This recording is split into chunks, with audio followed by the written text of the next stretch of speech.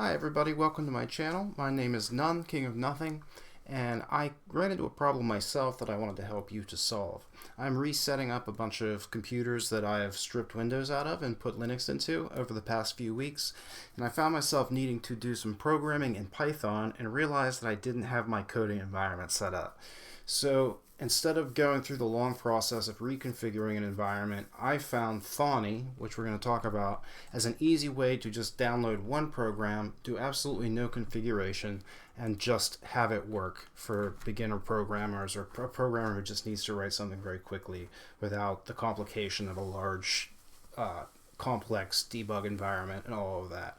So we're just going to run quickly through how to install Thonny if you're trying to learn Python, or if you just need to do something quickly. Either way, it'll probably be fine for you. By the time you need to move out of a Python environment such as Thonny, like if you needed to move to something more advanced, you would know that when the time came. So there's no problem with starting out on something a little bit less complex that doesn't require a bunch of hotkeys and doesn't require to spend you to spend at least half an hour configuring it. So I'm here on Debian, which is what Ubuntu is based on. So if you have one of those systems, you'll be doing exactly what I'm going to do here. But otherwise, the only difference is if you have a Windows or a Mac, you would go to thonny.org and install the program as usual and fire it up. So I'm going to show you how quickly that can happen on Linux. I have hotkeys set up for terminal, so you're going to want to open up a terminal. You're going to want to use sudo in order to move yourself up to elevation. Apt install Thonny. It's that simple. I'll put the command in the description if you need it, as well as the links to downloads if you need those. You'll put in your password that you use to log on, or whatever your administrator password is.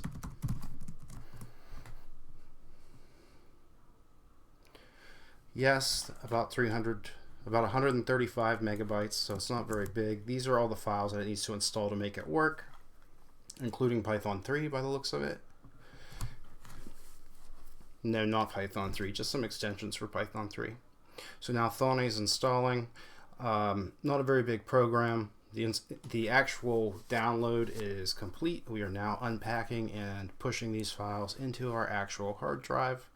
This stuff all happens on Windows and Mac also. It just doesn't show you that it's doing it.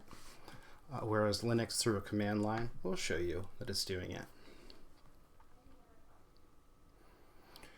In the meantime, the reason that you want to use something like Thonny instead of, say, Notepad or just a very simple text editor, you can do those things and they will work for super simple programs, but they don't have any sort of syntax, meaning they won't highlight functions and variables and the different things that you need to organize in your head when you're programming, and without that highlighting it can be really difficult. So you can configure lots and lots of editors to do that, and it's not really difficult, it's just time consuming, and a lot of it is preference based, whereas Thonny is specifically built to write Python programs. It actually ships on Raspberry Pi products, I believe. This is where I learned to code in Python long ago.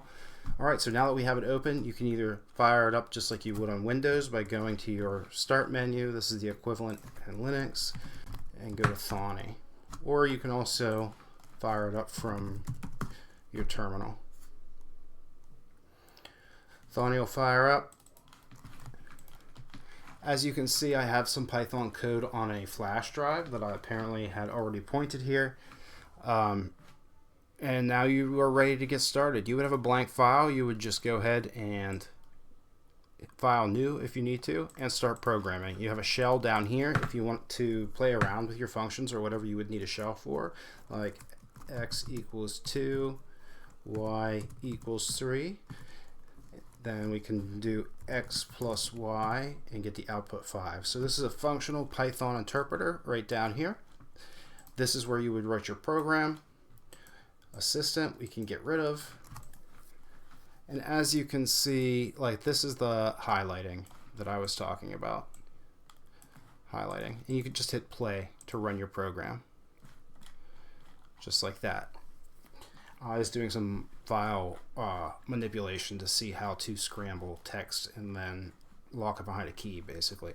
But anyway, that's it. You now have a functional Python environment. Hopefully this video is no more than about 5 minutes long. I didn't want to talk forever about all of this because that kind of defeats the purpose. And you can get started from here. If you need me to help you install on Windows or on Mac, I'm happy to put up a video explaining that or to answer in the comments. But I figure if you're trying to install Python or trying to program in Python, you most likely know how to install programs. The final thing I didn't mention is that Python itself needs to be installed on your machine. It probably is. If not, it's a simple process to install it. You can just Google install Python, and if you need help with that, I can do it. But I can help you with that also. But it's probably going to already be on your system.